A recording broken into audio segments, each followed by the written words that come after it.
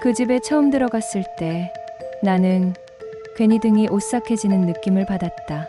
80대 집주인 할머니 오정심 씨는 너무나도 상냥하게 내 손을 잡았다. 아이고, 혼자 사는 게 얼마나 외롭나. 잘 왔어. 여기선 편하게 지내. 그 말에 나는 마음이 놓였다.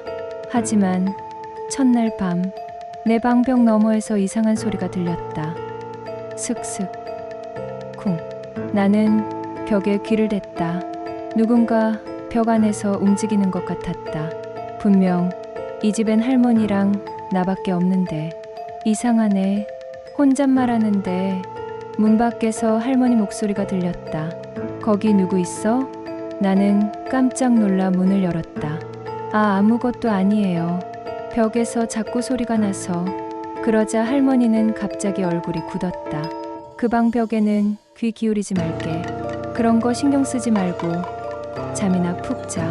그리고 방을 닫았다. 그 순간 든 느낌은 단 하나였다. 이 집 뭔가 있다. 다음 날 아침 마당에서 그 집 아들 태수를 처음 봤다. 50대 중반의 남자. 지나칠 만큼 친절했다. 어머님 댁에 들어오셨다고요? 잘 부탁드립니다. 혹시 불편한 점은 꼭 말씀하세요. 친절한데 어딘지 모르게 행동이 과하다는 느낌이 들었다. 그가 말끝에 덧붙였다. 아, 전에 여기 살던 여자분 혹시 얘기 들으셨어요? 윤미라 씨라고. 나는 고개를 저었다. 아, 그냥 좀 예민한 분이셨어요. 얼른 짐 싸서 도망가듯 나갔죠. 도망가듯? 그 말이 이상하게 마음에 걸렸다. 일주일 뒤 할머니가 외출한 날 오후였다. 집안이 조용해서 청소라도 하려고 거실을 정리하는데 책장 뒤쪽에서 바람이 스치는 듯한 소리가 났다. 바람이 들어올 틈이 없는데 기분이 이상해져 책장을 밀었는데 그 순간이었다. 책장이 문처럼 움직였다. 그리고 그 뒤엔 어두운 좁은 통로가 있었다. 숨이 턱 막혔다. 비밀방? 손전등을 들고 안쪽으로 들어갔다. 통로 끝에 작은 방이 하나 있었고 문을 열자 먼지가 확 날렸다. 그리고 나는 그 방 안에서 믿을 수 없는 것들을 봤다. 방 한가운데엔 여성용 가방, 옷 구두가 가지런히 놓여 있었다. 그 중엔 태수가 말했던 전 세입자 윤미라의 이름표가 붙어 있었다. 이게 왜 여기 있어? 게다가 더 소름 돋는 게 있었다. 벽에 빼곡하게 붙여진 사진들, 모두 여성들이었다. 대부분 4060대. 그중 한 장을 보는 순간 심장이 멈췄다. 사진 속에 내가 있었다. 지난주 이사 들어온 날 현관 앞에서 찍힌 듯한 누군가 몰래 찍은 사진. 등에 식은땀이 흘렀다. 그때였다. 뒤에서 누군가 내 이름을 부르는 소리가 들렸다. 지연 씨. 깜짝 놀라 돌아보니 정심 할머니가 서 있었다. 할머니 얼굴은 지금까지 본 적 없는 표정이었다. 웃고 있었는데 눈은 전혀 웃지 않았다. 여기는 들어오면 안 되는 곳이야. 할머니가 다가왔다. 나는 얼어붙은 채 물었다. 이게 다 뭐죠? 여기 왜 이런 방이 있고 제 사진은 왜 있는 거예요? 할머니는 한참을 말없이 나를 바라보다 갑자기 낮은 목소리로 말했다. 사람은 혼자 살다 보면 정칭이 고파져. 그 말에 등골이 서늘해졌다. 여기 살던 사람들은 다 나한테 중요한 사람들이었지. 그런데 왜 전부 떠난 거예요? 할머니의 표정이 순식간에 변했다. 떠난 게 아니야. 순간 숨이 턱 막혔다. 그리고 그 다음 말이 더했다. 그리고 넌 안 떠났으면 좋겠어. 나는 도망치기로 결심했다. 할머니, 저 볼 일이 있어서 잠깐 나갔다 와야. 지금 어디 가는데? 할머니가 내 팔을 꽉 잡았다. 그 힘은 믿을 수 없을 만큼 강했다. 오늘은 나랑 같이 있어주면 안 될까? 순간 벽 너머에서 또다시 쿵 하는 소리가 났다. 나는 떨리는 목소리로 말했다. 지금 벽 안에서 나는 소리 그게 뭔데요? 할머니가 웃었다. 아, 그건 말이야. 잠시 뜸을 들였다. 사람 소리야. 순간 심장이 덜컥 내려앉았다. 정신이 아득해졌다. 곧이어 현관문 잠금 해제 소리가 들렸다. 띠릭. 누군가 들어오고 있었다. 그 목소리 남자였다. 엄마, 내가 말한 대로 준비됐어? 태수였다. 나는 본능적으로 뒤로 한 걸음 물러섰다. 현관에서 들린 발소리, 그리고 이어지는 목소리. 엄마, 내가 말한 대로 준비됐어? 문이 열리고 태수가 거실로 들어오자 그의 시선이 곧장 나에게 꽂혔다. 아, 오셨네요. 지연 씨. 나는 억지로 미소를 지었다. 그냥 집이 너무 조용해서요. 태수는 웃었다. 하지만 그 미소는 다정함보다 기대감이 더 짙었다. 조용한 게 좋지 않나요? 여긴 아무도 방해하는 사람이 없으니까요. 그 말이 이상하게 들렸다. 그리고 무서웠다. 나는 손에 땀을 쥔 채 말했다. 저 밖에 좀 나갔다 와야. 어딜 그렇게 급하게 가시려고요? 태수가 손에 든 비닐봉지를 흔들었다. 엄마 좋아하시는 약 좀 사왔습니다. 지연 씨도 같이 드시라고 간식도 샀고요. 지금 나가면 둘이 나를 안 보내줄 것만 같았다. 정심 할머니가 천천히 내 곁으로 와서 내 팔을 잡았다. 지연 씨, 왜 이렇게 허둥대? 우린 그냥 같이 있고 싶어서 그러는 거야. 그 말이 부드럽게 들려야 하는데 나에겐 명령처럼 들렸다. 할머니가 내 손을 꼭 잡더니 말했다. 윤미라 씨가 떠난 뒤로 집이 너무 허전해서 말이야. 그 이름 전 세입자. 근데 말이야. 할머니의 목소리가 조금 떨렸다. 그 사람은 내가 원한 방식으로 떠난 게 아니었단다. 나는 숨을 멈췄다. 무슨 뜻이죠? 할머니는 대답 대신 벽 쪽을 가리켰다. 저기, 지금도 들리잖아. 그 순간 쿵, 쿵쿵. 벽 안에서 누군가 발버둥치는 듯한 소리가 들렸다. 나는 비명을 지르며 뒤로 물러났다. 저게 뭐예요? 할머니는 그저 미소를 지었다. 너도 곧 알게 돼. 겁에 질린 나는 화장실로 들어가 문을 잠갔다. 심장이 뛰어 목이 막힌 것처럼 숨이 차올랐다. 밖에서 태수의 말소리가 들렸다. 지연 씨, 오해하지 마세요. 우리 진짜 나쁜 사람 아닙니다. 나는 문에 등을 기대고 떨리는 목소리로 말했다. 그럼 벽 안에 있는 건 뭐예요? 도대체 무슨 짓을 한 거예요? 태수가 한숨을 쉬었다. 벽 안에 있는 건 사람이 아니라 잠시 침묵. 기억입니다. 기억? 그게 무슨 말이야? 나는 도저히 문을 열 수 없었다. 그때 정심 할머니의 낮은 목소리가 들렸다. 태수야, 잠시 나가 있거라. 발소리가 멀어지자 할머니가 화장실 문 앞에 조용히 섰다. 그리고 속삭였다. 지연아, 미라가 여기서 죽은 줄 알고 있니? 나는 소름이 끼쳐 아무 말도 할 수 없었다. 그 애는 말이야, 나한테는 딸 같았어. 할머니의 목소리가 울먹이는 듯 떨렸다. 혼자 살던 나에게 유일하게 말 섞어주던 사람이었지. 그 목소리는 진심 같았다. 하지만 다음 말은 섬뜩했다. 그래서 영원히 떠나지 않았으면 했어. 나는 숨을 삼켰다. 그리고 이어진 말. 근데 그 애가 자꾸 밖에 나가려고 했어. 어디 다니는지, 누구랑 만나는지 알 수가 없었지. 나는 숨이 더 가빠졌다. 그래서 조금만 가둬두려고 했던 거야. 화장실 조명이 흔들릴 정도로 내 심장이 뛰었다. 하지만 미라가 자꾸 도망치려 했거든. 그리고 할머니는 조용히 말했다. 벽 안에서 계속 울고불고 그러다 결국 숨이 막혀버렸어. 나는 그 자리에서 거의 쓰러질 뻔했다. 그애 그렇게 가고 나니까 할머니의 목소리가 비정상적으로 차분해졌다. 집이 너무 외롭더라. 나는 두려움의 벽을 짚고 일어났다. 지연아, 문 열어줄래? 할머니가 화장실 문 손잡이를 돌리기 시작했다. 함께 있자.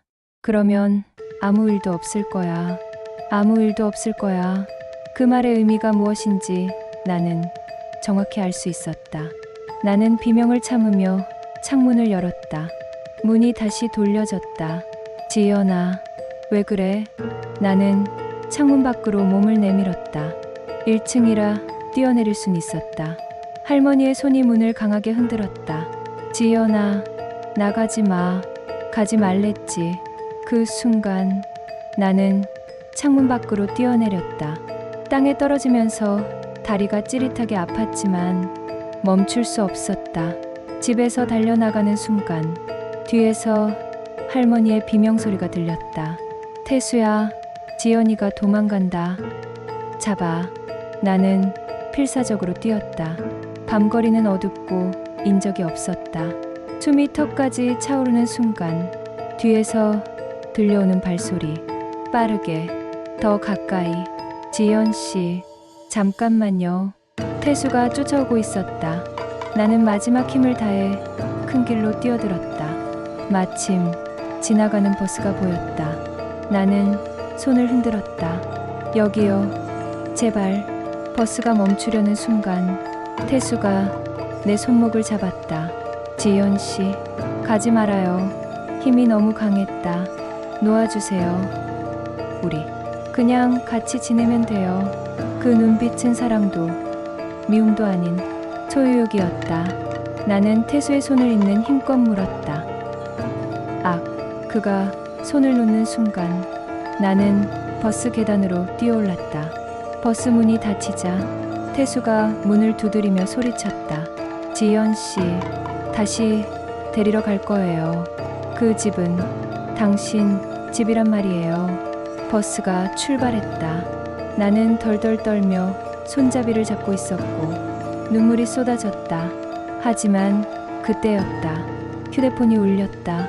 발신자 번호 없음. 전화를 받자 여자의 낮고 쉰 목소리가 들렸다. 지연씨, 괜찮아요? 나는 숨이 멎었다. 누구세요? 목소리가 이어졌다. 저 윤미라예요. 버스가 흔들리는 와중에 나는 휴대폰을 손에 꽉 쥐고 있었다. 누구라고요? 잠시 정적. 그리고 다시 그 목소리. 저 미라예요. 그 집에서 살았던. 심장이 미친 듯이 뛰었다. 미라씨, 살아있는 거예요? 숨 막히는 침묵. 그렇게 말할 수 있을까요? 그 답이 더 소름 돋았다. 나는 불안한 목소리로 물었다. 그 방에서 본 물건들, 그게 전부 미라 씨 거예요? 그녀가 천천히 말했다. 네, 그 방에 있던 건 제 물건이 맞아요. 하지만 제가 두고 나온 게 아니에요. 그 말에 식은땀이 흐르기 시작했다. 그럼 누가? 미라가 낮게 속삭였다. 그 집 사람들, 절 보내주지 않았어요. 나는 창문 밖을 조심스럽게 내다봤다. 버스는 큰 길을 달리고 있었고 정심 할머니 집은 멀어지고 있었다. 하지만 내 심장은 전혀 안정되지 않았다.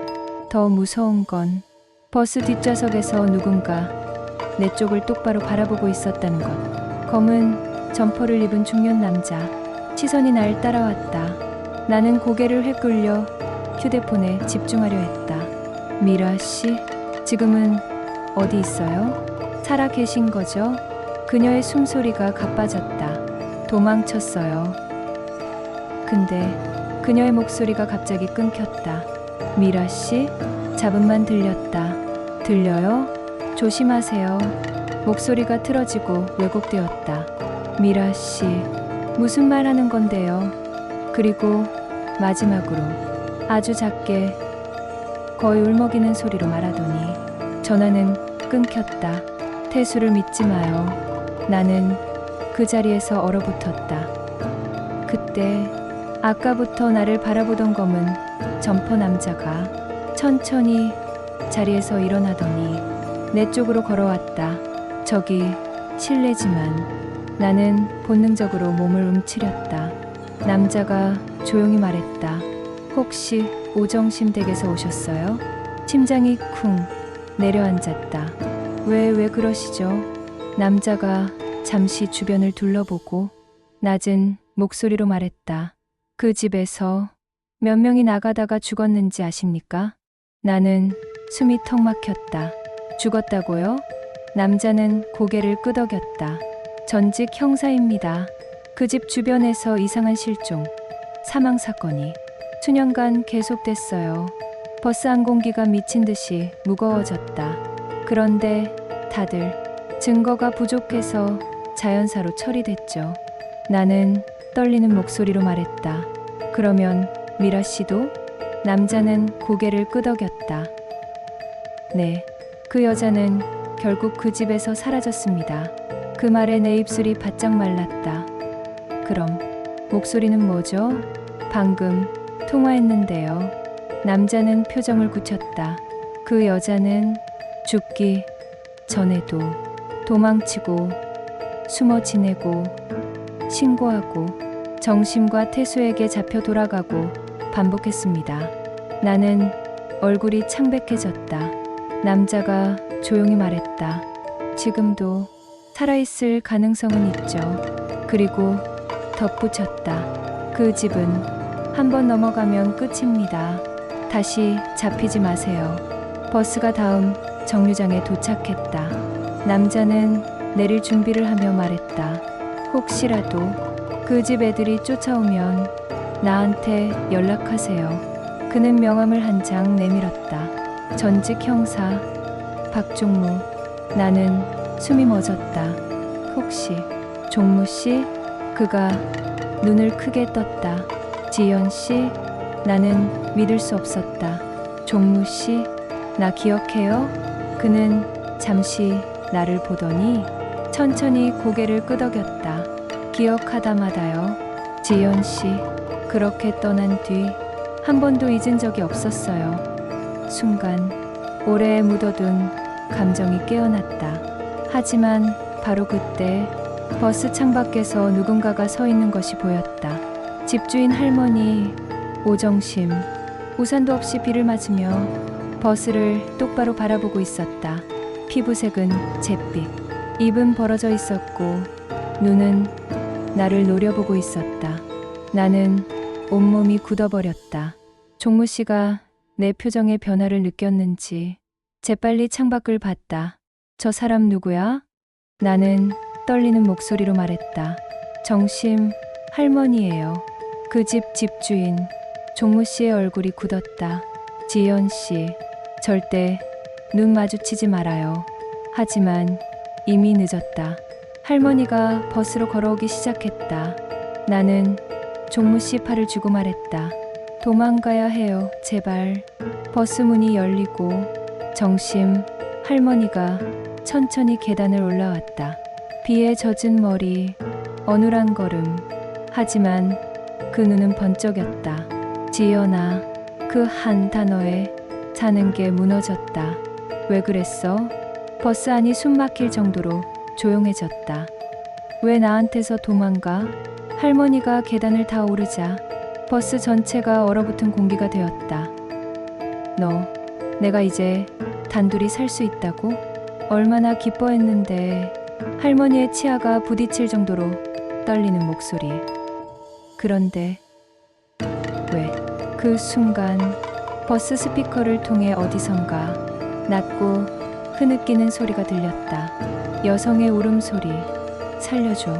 버스 기사까지 놀라 뒤돌아봤다. 종무 씨가 작은 소리로 말했다. 이건 누군가 송출한 거야. 폰이나 블루투스로.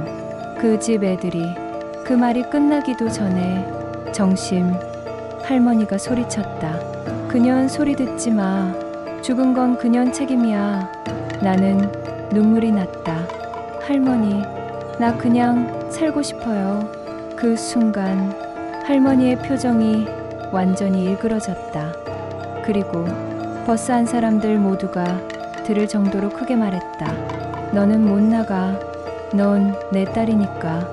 상황은 순식간에 터졌다. 버스 기사, 아줌마, 지금 뭐 하는 겁니까? 내리세요.